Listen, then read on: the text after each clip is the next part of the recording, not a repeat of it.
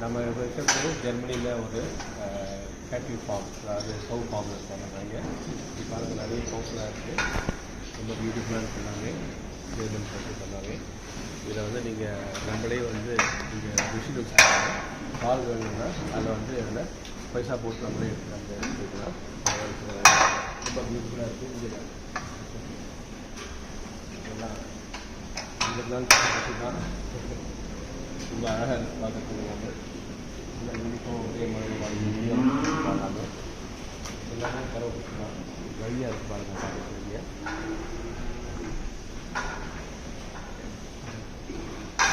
அழகான கிளைமேட்டுக்கு அந்த மாதிரி இதை ஃபிட் பண்ணிட்டாங்க எல்லாமே. Very nice.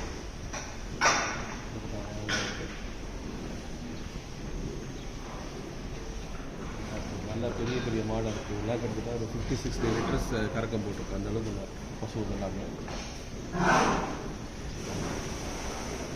வேறு செட்.